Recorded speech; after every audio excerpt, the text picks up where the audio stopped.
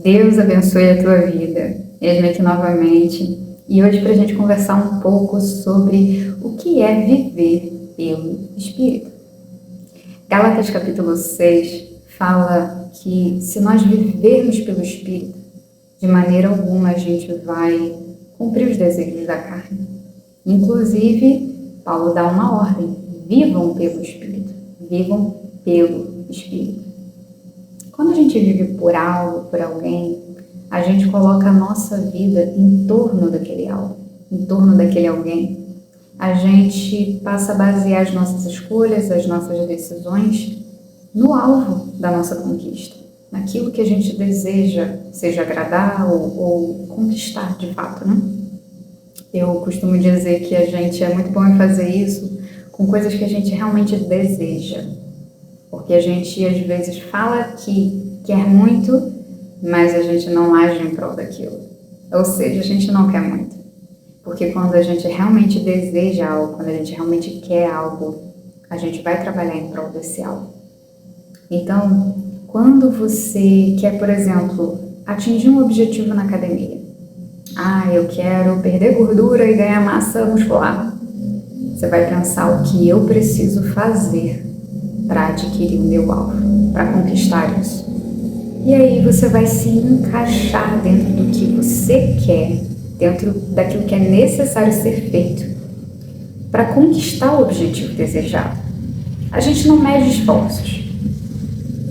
Quando a gente realmente deseja alguma coisa, a gente renuncia. Por quê? Porque os nossos olhos não estão naquela dor momentânea da perda, estão naquilo que a gente vai conquistar, naquilo que a gente vai receber à medida que a gente abre mão de determinadas coisas. Então a gente faz a dieta, a gente nega o docinho, a gente vai para academia. Você pode não gostar da esteira, mas você vai fazer a esteira, você vai fazer uma escada, quase morrendo você vai fazer. Por quê? Porque você quer conquistar um objetivo.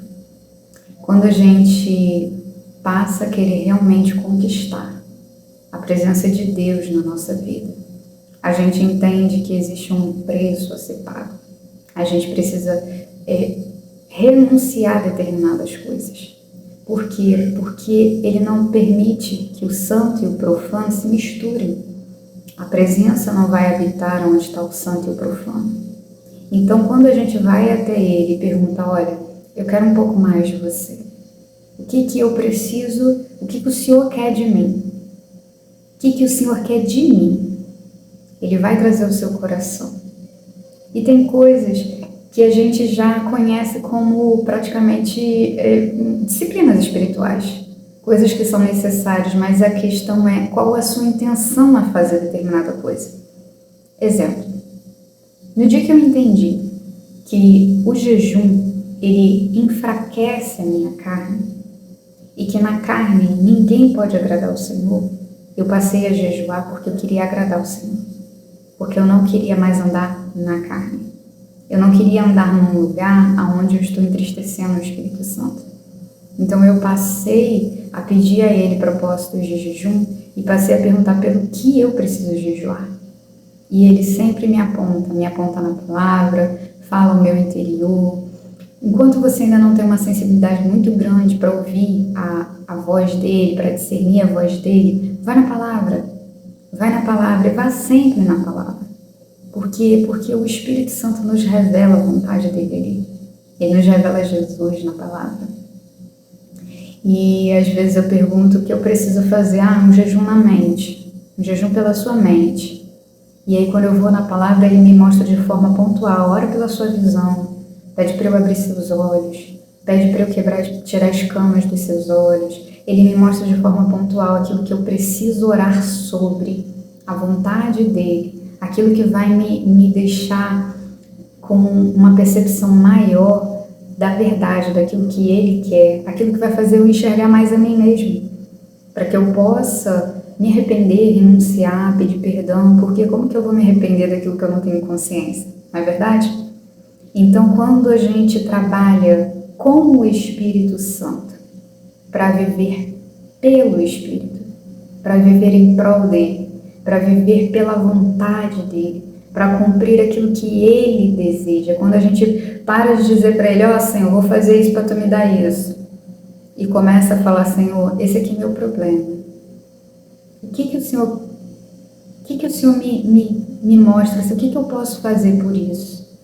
Que geralmente, gente, o problema nunca é o problema tem uma raiz, o problema é fruto. E aí o Senhor, Ele vai trabalhar com a gente da forma adequada. Aí vem as instruções. Vai para o monte, jejua, ora. E às vezes, quando nós não estamos ouvindo aquilo que o Espírito está falando conosco, Ele sempre envia alguém como resposta. Ele faz a gente enxergar, às vezes até de formas que a gente nunca imaginaria.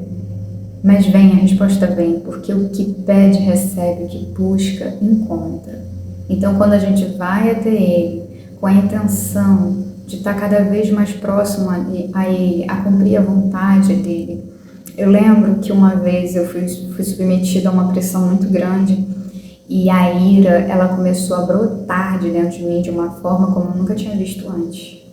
E eu tentava me dominar, mas aquela ira vinha de dentro de mim, assim, que me fazia quase explodir.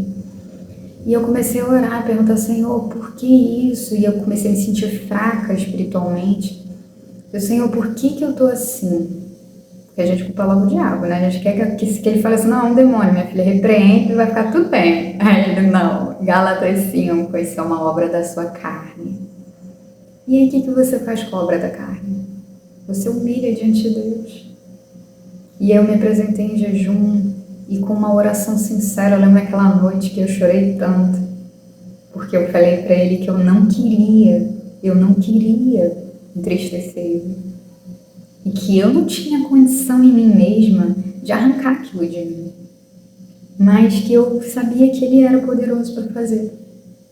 Então eu pedi, tira, eu estou aqui trazendo a cruz, essa minha carnalidade. Me dá a graça que eu preciso, a graça que eu não tenho em mim mesma para fazer a Tua vontade. Quando o nosso coração está verdadeiramente quebrantado e arrependido, gente, o Senhor é o primeiro a nos dar a mão e falar, vamos embora. No dia seguinte, eu acordei com tanto amor no meu coração e aquela ira tinha desaparecido. Por quê? Porque o fruto é do Espírito. E o fruto do Espírito, ele aparece quando a gente entra num lugar de arrependimento, quando a gente renuncia carnalidades. Muitas vezes a gente não entende o que é renunciar à carne. Renunciar à carne é renunciar às nossas vontades, é renunciar aos nossos desejos, ímpetos do nosso coração, da nossa natureza humana. Então, quando a gente vai até Ele com aquilo que está nos afastando, aquilo que está sendo pecado, pecaminoso, aquilo que tira a gente do Espírito e põe a gente na carne, Ele vai nos socorrer, Ele vai nos instruir, Ele vai mostrar. E a única coisa que pode nos impedir é a nossa própria vontade.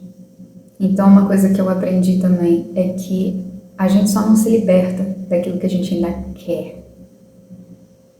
É fácil a gente dizer eu não consigo, mas é uma boa mentira, né? Porque na maioria do tempo a verdade é que a gente não quer.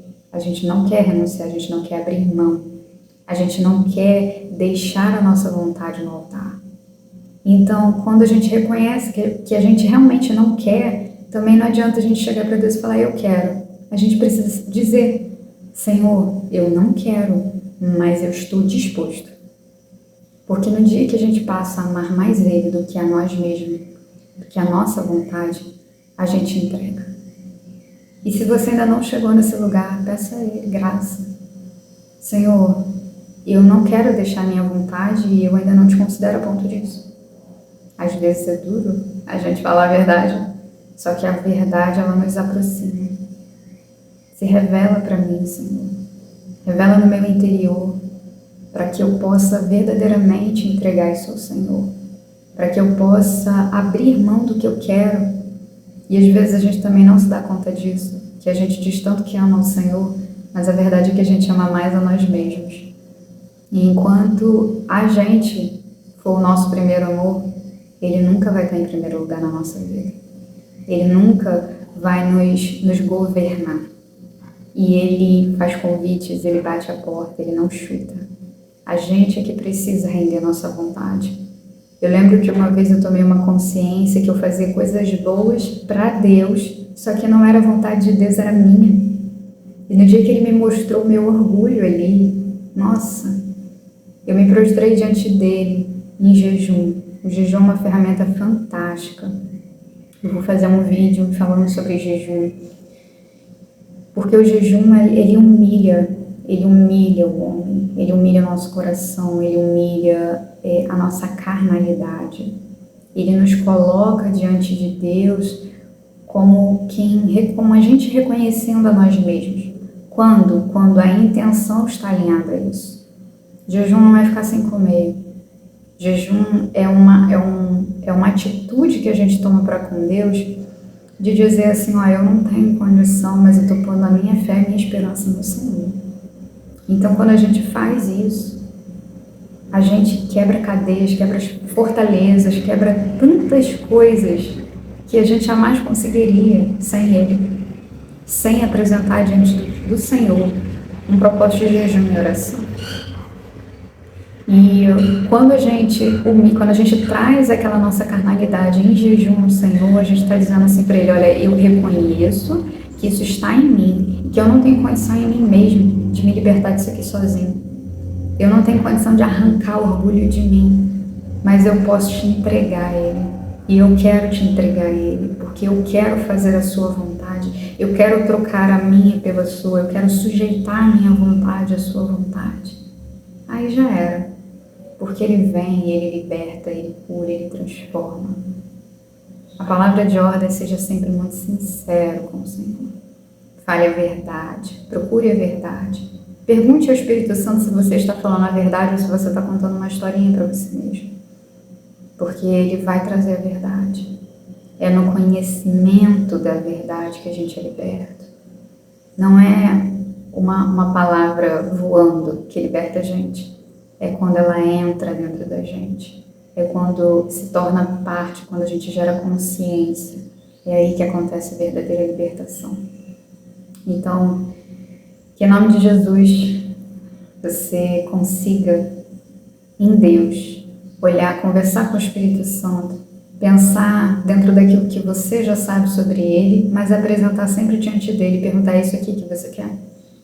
É isso aqui? É dessa forma que eu devo fazer? Esse é o caminho? Qual é o caminho para mim? O que o Senhor tem através de mim? O que o Senhor quer fazer em mim? Me aponta o caminho, me aponta a direção. Não é uma receita pronta, não é uma receita de bolo. O caminho é sempre vá a Ele, pergunte a Ele, ore, jejue para aumentar a sua sensibilidade, para ouvi-lo. Fala, Senhor, abre a minha mente, abre o meu entendimento, eu preciso te ouvir, eu quero uma direção. E obedeça a direção que Ele te der. Porque enquanto a gente não obedece o que Ele já mandou, Ele não vai dar o próximo passo. Ele espera a gente cumprir aquilo que Ele já deu a ordem. Que Deus abençoe sua vida. E que em nome de Jesus, a gente aprenda a cada dia a viver pelo Espírito. A viver por Ele, por causa dEle. Que a gente aprenda a amá-lo. Que a gente desenvolva esse relacionamento a ponto de considerá-lo mais do que a nós mesmos, mais do que a nossa própria vontade, porque foi isso que Ele fez por nós. Que Deus abençoe sua vida.